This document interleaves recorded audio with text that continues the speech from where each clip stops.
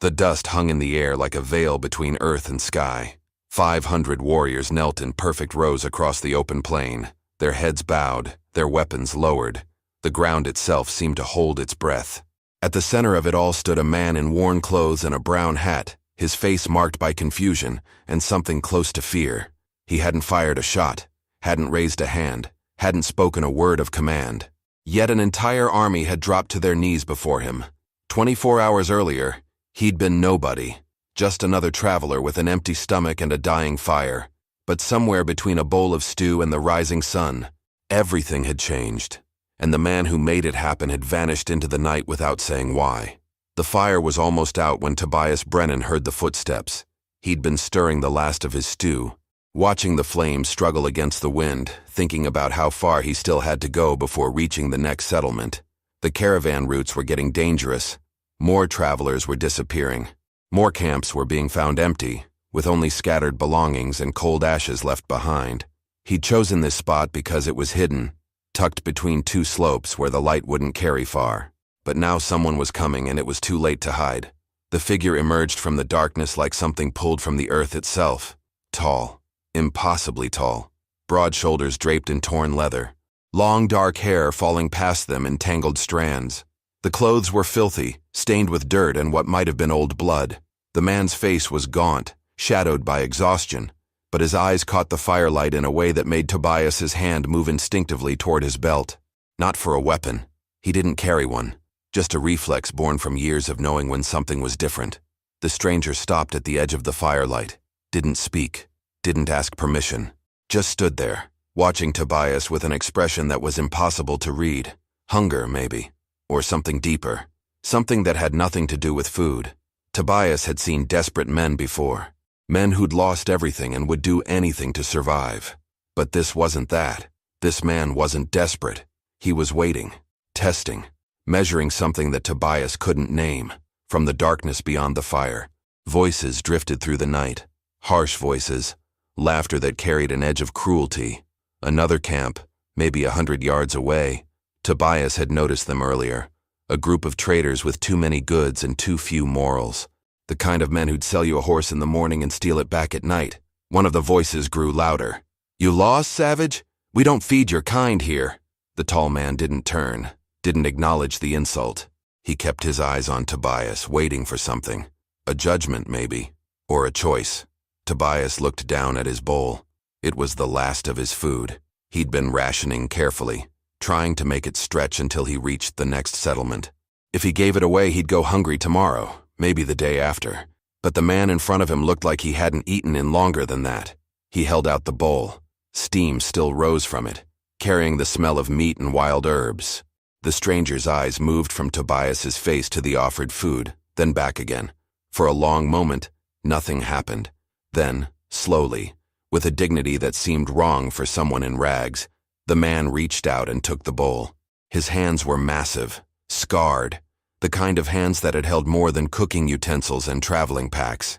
But they were gentle as they accepted the food, careful not to spill a drop. "You eat," Tobias said quietly. Not an order, an offering. The stranger lowered himself to the ground across the fire. He ate slowly, deliberately, never taking his eyes off Tobias. There was something ceremonial about it, as if this simple meal carried weight beyond hunger. When he finished, he set the bowl down between them with the same careful precision.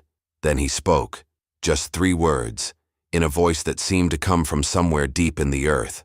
"You fed me." It wasn't a question.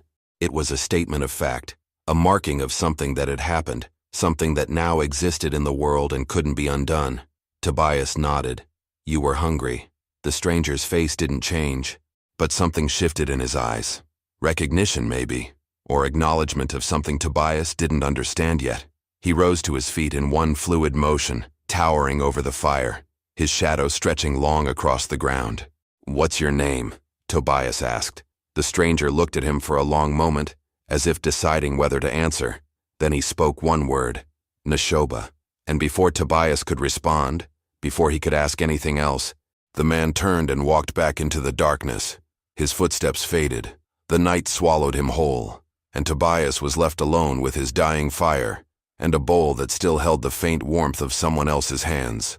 From the other camp, the cruel laughter continued. Someone shouted something about teaching lessons to those who helped the wrong people. Tobias ignored them, banking his fire for the night, trying not to think about how empty his pack felt now. He'd done the right thing. He was sure of it. Even if it cost him tomorrow's meal. He had no way of knowing that tomorrow, everything would change. That the man who'd vanished into the darkness would return. That the ground would shake with the thunder of 500 horses. That the bowl he'd offered in kindness would become the reason an entire army knelt at his feet. But tonight, he was just a tired traveler trying to sleep. And somewhere in the darkness, unseen eyes were watching, waiting, remembering. The sun hadn't cleared the horizon when the voices started. Tobias woke to the sound of boots on dry ground and the low murmur of men who'd already decided something before breakfast. He sat up slowly, his back stiff from sleeping on hard earth, and saw them coming across the distance between camps. 4 of them. The traders from last night, led by a thick-shouldered man with a beard that looked like it had never met a razor. Tobias recognized the type immediately. Men who measured their worth by how much they could take and how little they had to give. The kind who saw kindness as weakness and charity as stupidity. "Morning," Tobias said, keeping his voice even. He didn't stand, didn't move toward his pack, just stayed where he was, cross-legged by the remains of his fire. The bearded man stopped a few feet away, close enough to tower, far enough to keep his companions flanking. His name was Milton Crane, though Tobias hadn't asked for it. Men like Milton always made sure you knew their names. "Saw you had a visitor last night," Milton said. His tone was conversational, but his eyes weren't. Big fellow, dark skin, long hair. Tobias said nothing. He'd learned long ago that silence made men like Milton uncomfortable, made them show their hands too early. "We don't take kindly to that around here," Milton continued. His companions shifted, spreading out slightly, creating angles, feeding savages, making them think they're welcome. "He was hungry," Tobias said simply. "I had food." Milton's face hardened. "You had food because you're smart enough to carry it. He didn't have food because his kind take instead of earn. You understand the difference?" Tobias looked at him for a long moment. There was no point in arguing. Men like Milton didn't change their minds through words. They only understood force or consequence, and Tobias had neither to offer.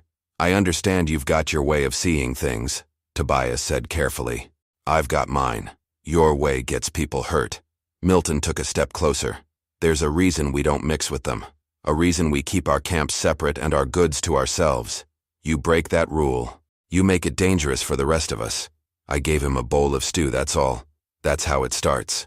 Milton's voice dropped lower, harder. One bowl becomes one favor, becomes one treaty that puts a blade in your back when you're not looking.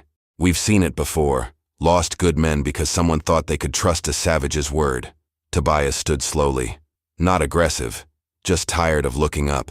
He was shorter than Milton by half a head, older by maybe 10 years, and carried no weapon beyond a skinning knife on his belt. But he'd spent enough time alone on the frontier to know when walking away was smarter than standing ground. "I'll be moving on," he said. "No need for trouble. Too late for that."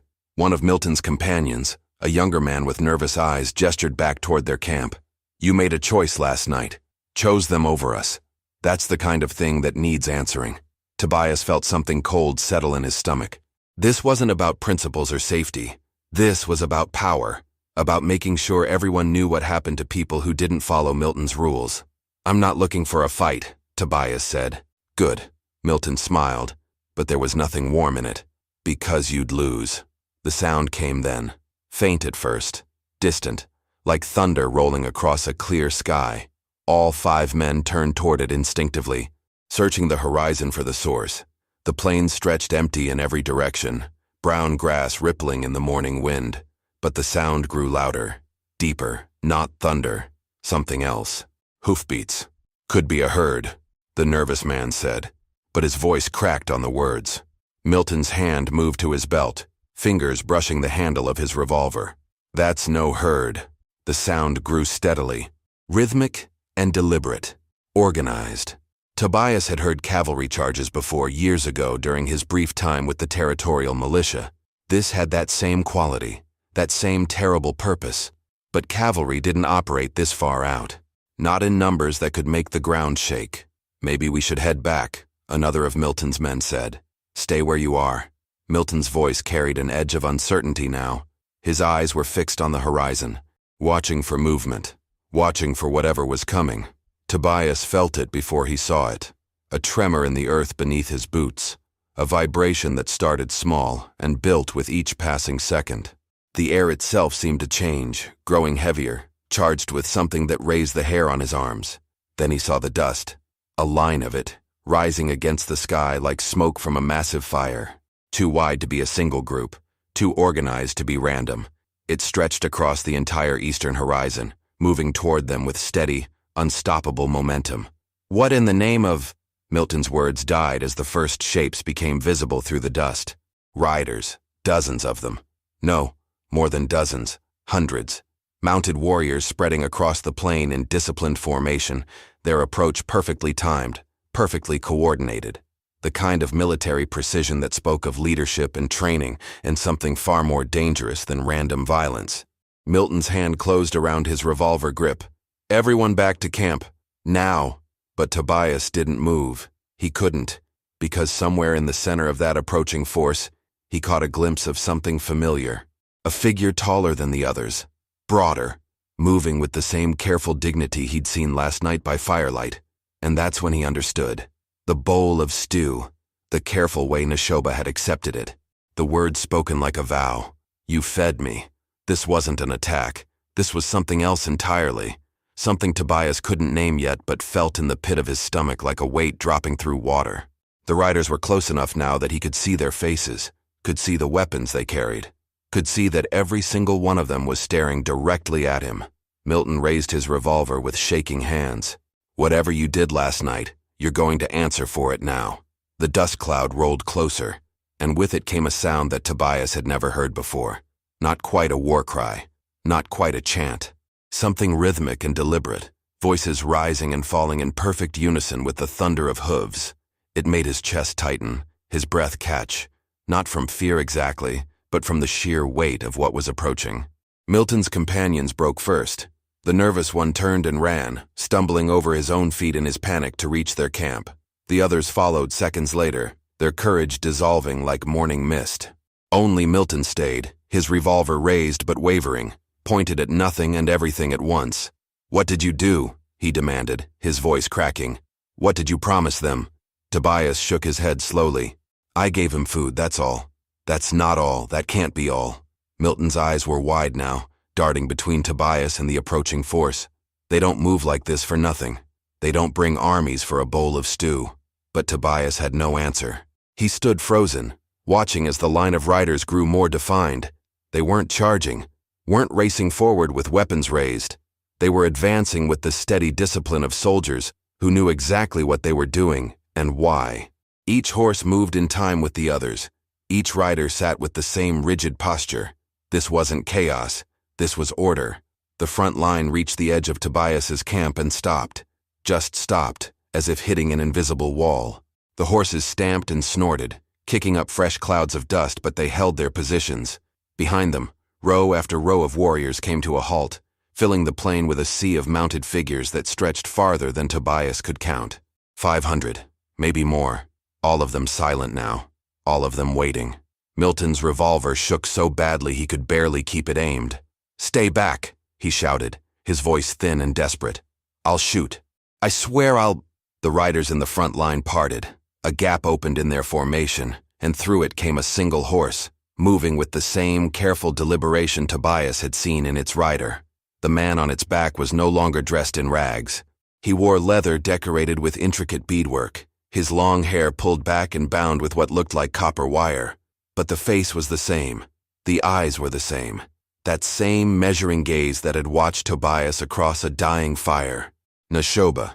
He guided his horse forward until he was 20 feet from where Tobias stood. Then he stopped and dismounted in one fluid motion, landing without sound despite his size. For a moment, he simply stood there, looking at Tobias with an expression that held no anger, no threat, just that same unreadable certainty. Milton swung his revolver toward the newcomer. Don't move, I'm warning you, don't. Neshoba raised one hand. Not in surrender, not in threat. Just raised it, palm out, in a gesture that somehow carried more authority than any weapon could. Behind him, Every single warrior responded. As one, they dismounted. As one, they took 3 steps forward, and as one, they stopped again, creating a wall of standing figures that made Milton's gun look like a child's toy. "You need to leave," Neshoba said. His voice was calm, measured, carrying easily across the distance. He wasn't speaking to Tobias. He was speaking to Milton. "This is open territory," Milton said, but his voice had lost its edge. "We've got as much right. You insulted him." Neshoba's eyes never left Tobias. "Last night, you insulted a man who showed kindness when kindness was needed. You mocked generosity. You called it weakness." Milton's face went pale. I didn't know you were. You didn't know who I was. You didn't care who he was." Neshoba took a step forward, and Milton stumbled backward, nearly tripping over his own feet. "That is why you need to leave." "We're going." Milton lowered his revolver with shaking hands. "We're leaving right now." "Yes, you are." Neshoba's tone didn't change, but something in it made Milton turn and run, finally breaking completely. He sprinted toward his camp without looking back, shouting for his companions to pack, to move, to get away from this place as fast as their horses could carry them. Tobias watched them go, his mind struggling to process what was happening. The warriors remained motionless, their eyes fixed forward, their discipline absolute. No one moved. No one spoke. They were waiting for something, but Tobias had no idea what. Neshoba turned to face him fully. For a long moment, neither man spoke. Then Neshoba reached into a pouch at his belt and pulled out something small. He held it up, and Tobias recognized it immediately. The bowl. The wooden bowl he'd used last night. Neshoba must have taken it when he left. "Among my people," Neshoba said quietly, "when someone feeds you in your time of need, it creates a bond, not of debt, of recognition. You saw a man, not a stranger. You saw hunger, not danger. That is rare." Tobias found his voice, though it came out rough. It was just food. It was respect. Neshoba placed the bowl carefully on the ground between them. "I am Neshoba of the Western Confederacy. I lead 17 tribes. 500 warriors follow my word." He paused, and something shifted in his expression. "Last night I walked among your people in torn clothes and empty hands. I wanted to see who they were when they thought I was nothing. Most turned me away. Some threatened me. You fed me." The weight of those words settled over Tobias like a physical thing. This wasn't just a leader. This was the leader, the man who commanded armies, who could wage war or make peace with a single word. And Tobias had given him stew without knowing, without asking, without wanting anything in return. "I didn't know," Tobias said. "I know." Neshoba's expression softened slightly. That is why it mattered. Behind him, the warriors remained still, waiting. For what? Tobias still couldn't understand, but he was about to find out. Tobias looked past Neshoba at the hundreds of warriors standing in perfect formation. Their faces were impassive, disciplined, but he could feel their attention focused on this moment like the weight of the sun at midday. Whatever was about to happen had meaning beyond anything he understood. "Why are they here?" Tobias asked. His voice came out steadier than he expected. "All of them. For this." Neshoba was quiet for a moment, choosing his words with the same care he'd shown when accepting food. "I have led these people through 3 winters of hardship. We have lost hunting grounds, lost access to water sources we have used for generations. The treaties your government makes are written in words that change meaning depending on who reads them." He paused, and something like weariness crossed his face. "My people are tired, angry. Many want war. They see your kind as enemies who take and never give back." Tobias felt that cold weight in his stomach again. He'd heard stories. Everyone had. Tales of massacres on both sides, of broken promises and burned villages, of hatred so deep it had become a way of life for some. "I have been arguing for a different path," Neshoba continued, "telling them that not all of your people are the same, that some can be trusted, that there is honor in some of your hearts." His eyes held Tobias with an intensity that made it hard to look away. "But words mean nothing without proof, so I walked among you, alone, vulnerable, testing." Understanding began to dawn, cold and heavy. "You wanted to see how we'd treat you. I needed to see." Neshoba gestured toward where Milton's camp had been. They were already gone, having packed and fled with remarkable speed. "Most of your people failed that test. They saw weakness and responded with cruelty. They saw difference and responded with hatred. He looked back at Tobias. You saw hunger and responded with kindness.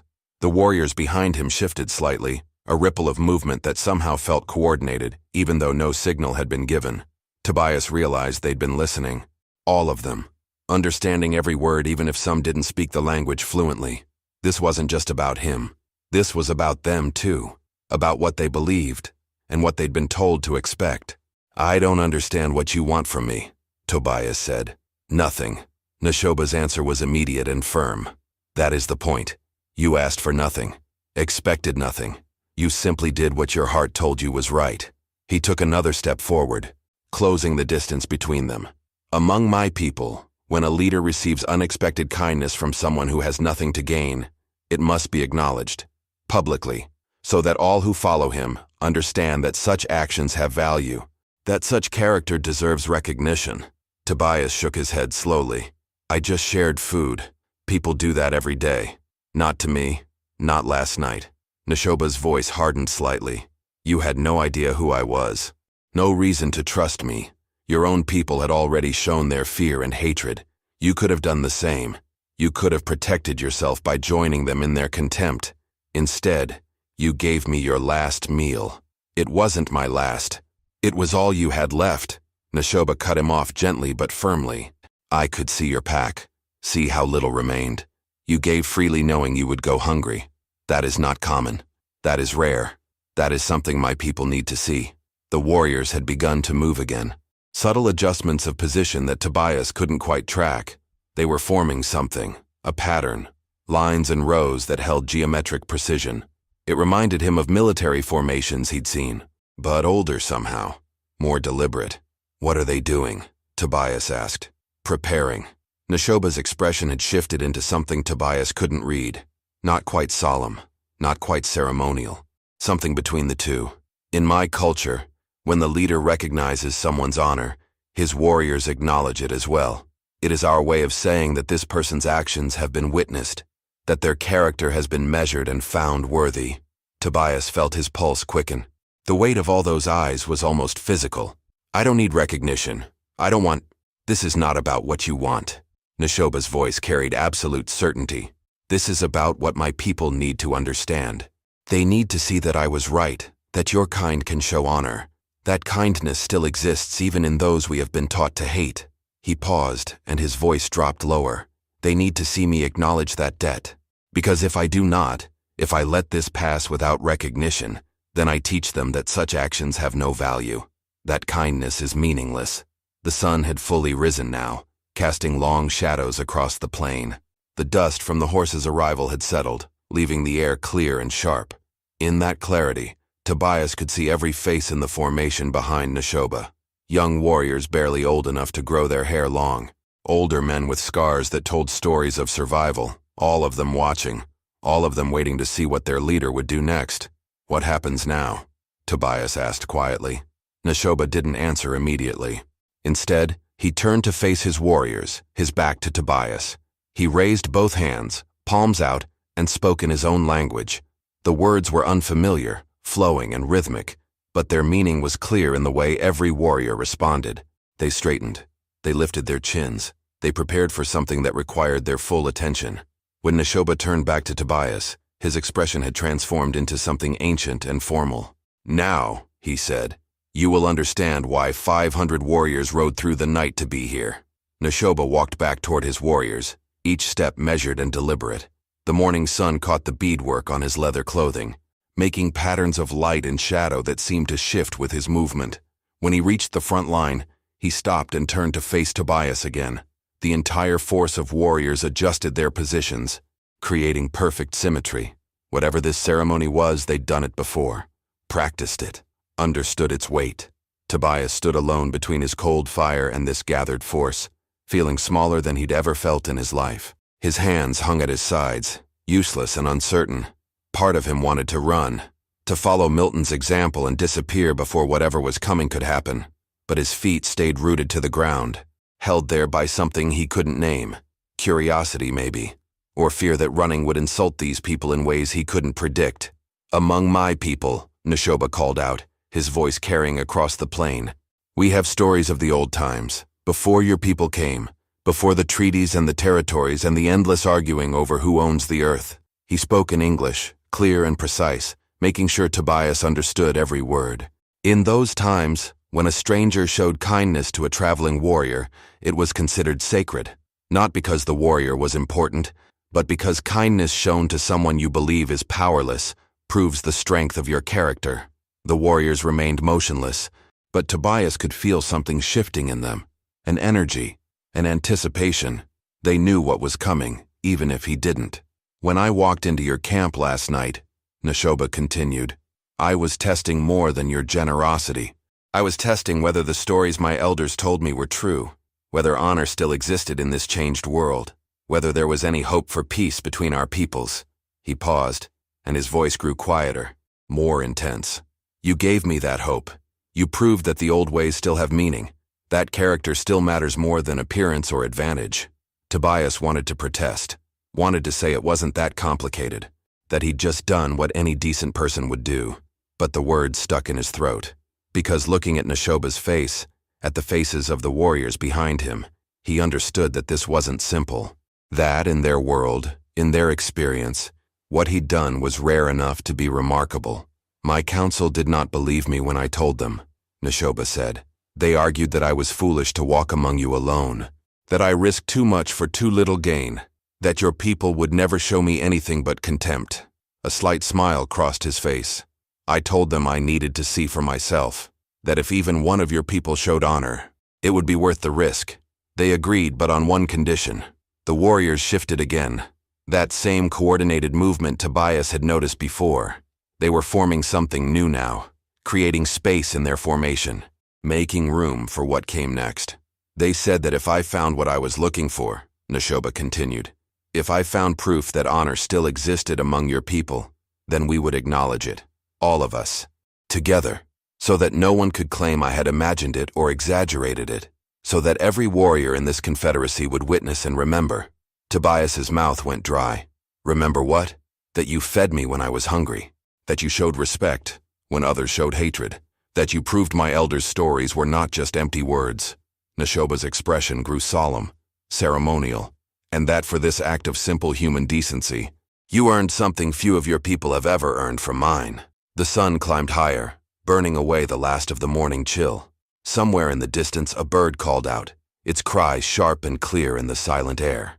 Tobias could hear his own heartbeat, fast and hard against his ribs, could feel sweat starting to form on his palms despite the cool breeze. What did I earn? He asked, though part of him wasn't sure he wanted to know the answer. Neshoba raised one hand again, and this time the gesture was clearly a signal. The warriors responded immediately, moving with precision that spoke of discipline and training. They stepped forward as one, boots and moccasins hitting the ground in perfect unison. The sound was like thunder, like the earth itself acknowledging their presence. Then they stopped. 500 men standing in formation, their eyes all fixed on the same point, on Tobias, on this one tired traveler who'd shared his last meal with a stranger and somehow changed everything because of it. You earned our respect, Neshoba said, and now you will see what that means. He lowered his hand in a sweeping motion, and the warriors moved again, not forward this time, down.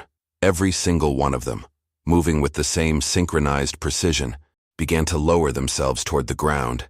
Tobias's breath caught in his throat as he realized what was happening, what they were about to do, what this moment meant. But before they completed the gesture, before 500 warriors finished their acknowledgement, Neshoba spoke one more time. His voice was quiet, meant only for Tobias, but it carried the weight of absolute truth. This is not submission, he said. This is recognition. Remember that difference. And then they finished what they'd started. They dropped to one knee in perfect unison. 500 warriors, moving as a single entity, lowering themselves to the earth with a precision that spoke of countless hours of practice and discipline. The sound was like a wave breaking against shore, a collective impact of boot and knee against hard ground that rolled across the plain and faded into silence. Tobias stood frozen, his breath caught somewhere between his lungs and his throat. He'd seen military formations before, had witnessed cavalry drills and infantry exercises during his brief time with the territorial forces years ago. But this was different. This wasn't about following orders or displaying martial skill. This was something older, something that carried weight beyond mere protocol. Every head was bowed. Every warrior's eyes were fixed on the ground before them, not in shame or defeat, but in a gesture that somehow managed to convey both humility and strength at the same time. Their weapons remained at their sides, unthreatened and unthreatening. Their backs were straight despite the lowered position. They knelt not as conquered men, but as those who chose to acknowledge something greater than themselves. Neshoba remained standing at the center of the formation, facing Tobias. He placed his right hand over his heart and bowed his head, not as low as his warriors, but enough to make the gesture clear. When he spoke, his voice carried across the silent plain. You are now recognized by the Western Confederacy as a man of honor. 500 witnesses have seen this acknowledgement. 17 tribes know your face and your character. Where you travel in our lands, you travel as a protected friend. No warrior under my command will raise a hand against you. No tribe in our alliance will turn you away hungry or in need.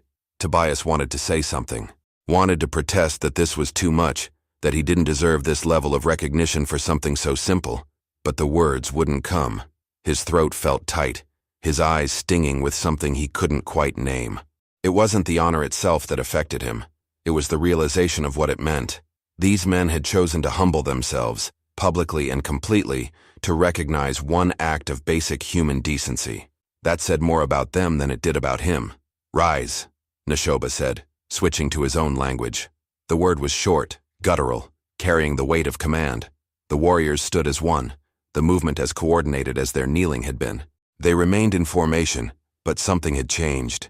The tension that had filled the air before was gone, replaced by something calmer, more settled, as if the ceremony had completed something that needed completing, and now they could simply exist in the aftermath. Neshoba walked toward Tobias, closing the distance between them with measured steps.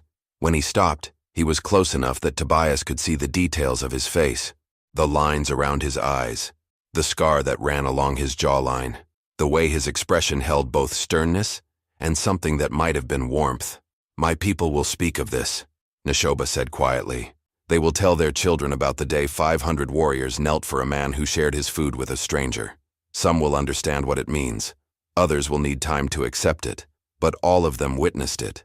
All of them participated. That is what matters. Tobias found his voice, though it came out rougher than he intended. I didn't do it for recognition. I know. Neshoba's expression shifted into something that might have been a smile. That is precisely why you earned it. He reached into his pouch again and pulled out a small object. It was a piece of carved bone, no bigger than Tobias's thumb, with markings etched into its surface. This is a recognition token. Any warrior who sees it will know you have been acknowledged by our council. It will grant you safe passage through our territories. He held it out, and Tobias took it with hands that shook slightly. The bone was smooth, worn by handling, the carvings deep and deliberate. It felt heavier than its size suggested, as if it carried the weight of everything that had just happened. What do I do with it? Tobias asked. Keep it visible when you travel. Wear it around your neck or tie it to your pack. It will speak for you when words cannot. Neshoba paused, then added, and remember what it represents. Not power, not privilege, just recognition that you chose kindness when cruelty would have been easier. The warriors had begun to move now, breaking formation with the same discipline they'd shown in creating it. They mounted their horses in organized groups preparing to depart, but none of them left immediately. They waited, watching, as if the ceremony required them to witness this final exchange between their leader and the man they'd honored. Where will you go now? Neshoba asked. Tobias looked at the token in his hand, then back at the man who'd given it to him. North. I have work waiting at a settlement about 3 days' ride from here. Then you will travel safely. Neshoba's voice carried absolute certainty. Word of this will spread faster than you can ride. Every tribe between here and there will know your face before you arrive. That's not necessary. It is done regardless. Neshoba turned toward his horse, then paused and looked back. The men who fled this morning, the ones who showed hatred and contempt, they will hear of this too. They will know that while they chose cruelty, you chose differently. Perhaps that knowledge will change them. Perhaps not, but they will carry it with them either way. He mounted his horse in one smooth motion, settling into the saddle with practiced ease. From that height, He looked down at Tobias one last time, and his expression held something that looked like respect. "Travel well, Tobias Brennan. You have earned more than you know." The departure was as organized as the arrival had been. The warriors formed into columns, their horses moving in coordinated lines that stretched across the plain like living rivers. They rode in silence, no war cries or celebratory shouts, just the steady thunder of hooves and the soft creaking of leather. Within minutes, the entire force had begun to move, flowing across the landscape with the same discipline they'd shown throughout the ceremony. Tobias watched them go, the bone token clutched in his hand, his mind still struggling to process what had happened. The sun was fully up now, warming his back, casting long shadows that stretched toward the departing warriors. His camp looked exactly as it had when he'd woken that morning. The cold fire, the empty pack, the patch of ground where he'd slept. Nothing had changed physically, yet everything felt different. The last of the warriors crested a distant ridge and disappeared from view, leaving only dust hanging in the air to mark their passage. The plain fell silent again, empty except for Tobias and his solitary camp. But the silence felt different now, heavier, as if the ground itself remembered what had happened here and would carry that memory forward. He looked down at the token in his hand. The carvings were intricate, clearly done by someone with skill and patience. They formed patterns that might have been symbols, or might have been purely decorative. He couldn't read them, but he understood their meaning well enough. This small piece of bone represented trust, represented the belief that one act of kindness could outweigh years of hatred and suspicion. His legs felt weak suddenly, and he sat down hard on the ground beside his cold fire. The adrenaline that had been holding him upright drained away, leaving him tired and slightly shaky. He'd faced down hostile traders, watched an army appear on the horizon, stood before 500 warriors as they knelt in his honor, and now it was over, and he was alone again with nothing but a carved bone and a memory that felt too large to fit inside his head. A sound made him look up. A single rider was approaching from the direction the others had gone, moving at a steady pace. As the figure drew closer, Tobias recognized one of the younger warriors who'd been in the front line during the ceremony. He couldn't have been more than 20, his face still carrying traces of adolescence despite the serious expression he wore. The warrior stopped his horse a respectful distance away and dismounted. He carried something wrapped in leather, holding it carefully in both hands. When he reached Tobias, he held it out without speaking, his eyes meeting Tobias's with an intensity that seemed out of place on such a young face. Tobias took the bundle and unwrapped it carefully. Inside were provisions, dried meat, corn cakes, a pouch of something that smelled like herbs or tea, enough food to last several days, maybe more. His throat tightened as he realized what this was, what it meant. "You gave when you had little," the young warrior said in careful English. "Now we give so you will not go hungry on your journey." "I can't take this," Tobias started. But the warrior shook his head firmly. "It is already given. To refuse would dishonor the gift." He paused, then added, "My name is Kohana. I was one of those who did not believe our leader when he said he found honor among your people. I argued against coming here, against acknowledging you." His expression shifted into something like shame. "I was wrong. Watching you stand before us, seeing how you did not understand what you had earned, knowing that you acted without expectation of reward. That taught me something my elders have tried to teach me for years." "What's that?" Tobias asked quietly. "That character is not determined by the color of skin or the language spoken. That honor exists in actions, not appearances." Kohana looked toward the horizon where his companions had gone. "I will remember this day. Will tell my children about it when the time comes. About the man who fed a stranger and changed the way I see the world." He remounted his horse with the easy grace of someone who'd been riding since childhood. Before leaving, he looked down at Tobias one more time. "Neshoba chose well when he chose your camp to test. Sometimes the smallest acts create the largest ripples." Then he was gone, riding hard to catch up with the others, leaving Tobias alone once more. But this time, the loneliness felt different, less isolating, as if something had shifted in the world, creating connections where none had existed before. Tobias rewrapped the food carefully and placed it in his pack. Then he took the bone token and used a piece of leather cord from his gear to fashion it into a necklace, hanging it around his neck where it would be visible to anyone who looked. The weight of it against his chest was constant, tangible, a physical reminder of everything that had happened. He stood and began breaking down his camp with practiced efficiency. The settlement was 3 days north, and he had work waiting. But he wouldn't arrive as the same man who'd made this camp yesterday evening. That man had been just another traveler, anonymous and unremarkable. The man heading north now carried recognition from 17 tribes and 500 witnesses, carried proof that kindness still mattered in a world that seemed determined to forget it. As he packed the last of his gear and prepared to move on, Tobias allowed himself one final look at the place where everything had changed. The ground held the marks of hundreds of horses and the imprint of knees that had touched earth in recognition. By tomorrow, the wind would erase those marks, but what they represented would last far longer, would spread far wider than one lonely patch of ground in the middle of nowhere. He shouldered his pack and started walking north, the morning sun warm on his face, the bone token resting against his chest. Behind him, the plain was empty again. Ahead, the future waited, shaped by choices he hadn't known would matter until they already had. 3 days later, Tobias reached the settlement just before sunset. The bone token hung visible against his chest, catching the last rays of light as he walked down the main path between weathered buildings. He'd expected to arrive quietly, unnoticed, just another traveler looking for work. Instead, he found a group of native traders already there, selling furs and woven goods in the small market square. When they saw the token, their eyes widened. One of them, an older woman with silver threading through her dark hair, approached him directly. "You are the one," she said. Not a question, a statement of recognition. Tobias nodded, unsure what else to do. The woman called out to her companions in her own language, and they gathered around. Not threatening, not aggressive, just curious, examining him with expressions that held something between surprise and respect. One of them, a younger man with a scar across his cheek, spoke in careful English. "We heard what happened, thought it was exaggeration, but the token does not lie." He gestured toward Tobias's chest. "You have been acknowledged by Neshoba himself, by 500 witnesses.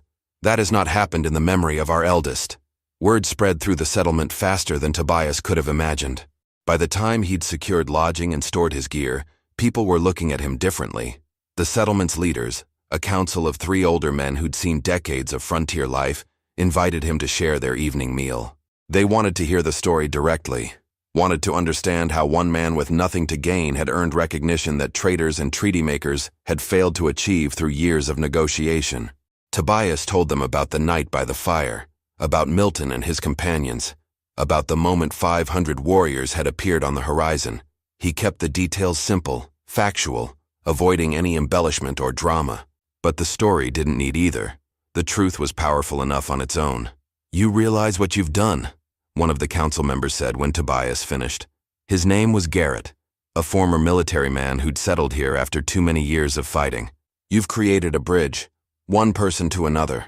That's worth more than 100 treaties signed by people who've never shared a meal together." "I just gave him food," Tobias said, hearing the echo of his own words from 3 days ago. They sounded weaker now, more inadequate to describe what had actually happened. "You gave him recognition as a human being," Garrett corrected, "in a world where that's becoming rare, especially between our peoples. That's not small, that's everything." Over the following weeks, Tobias learned just how far the story had spread. Native traders who passed through the settlement treated him with open respect. Some brought gifts, small tokens of acknowledgement that felt strange to accept but would have been insulting to refuse. Others simply nodded when they saw him, a subtle recognition that he was known and accepted among their people. But the most unexpected consequence came from his own kind. Men like Milton, who'd built their lives on hatred and suspicion, found themselves questioned by their own communities. If one man could earn such recognition through simple decency, what did that say about those who chose cruelty instead? The story became a measuring stick, a standard against which other actions were judged.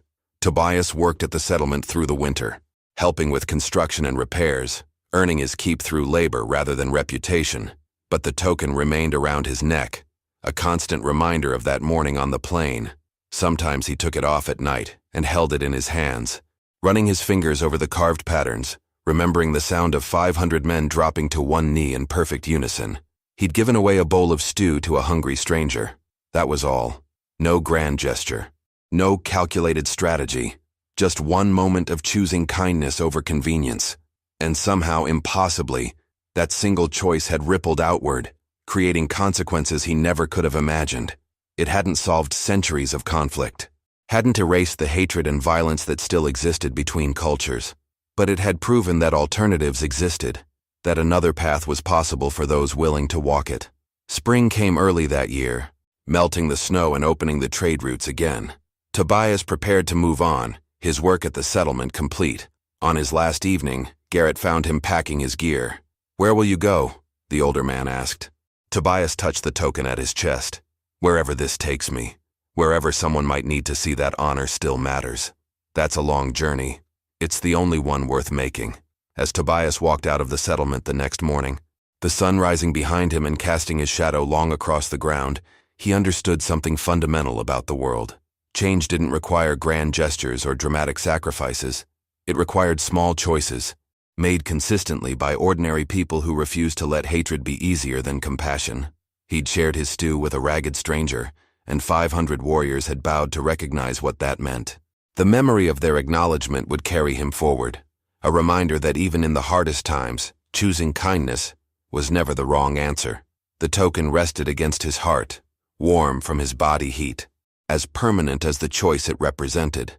And somewhere out there, 17 tribes knew his face and his character. That was legacy enough for any man.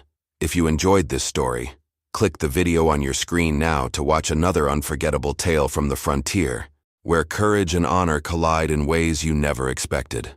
Don't forget to subscribe and consider a super chat to help us keep bringing you more stories like these. Your support means everything to us.